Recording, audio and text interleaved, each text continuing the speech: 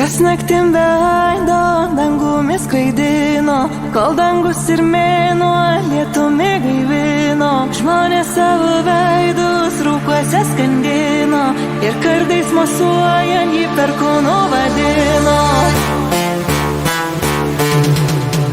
Kai nubudo žemė, jam karūna nupynė, sunokino sodus, žiedus sužydino, lietumi gaivino, švelniai veidus prausė ir perkūno laukiant jo vardą šaukė.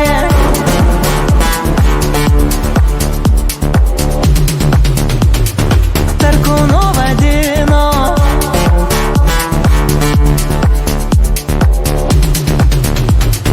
Perkūnu vadino.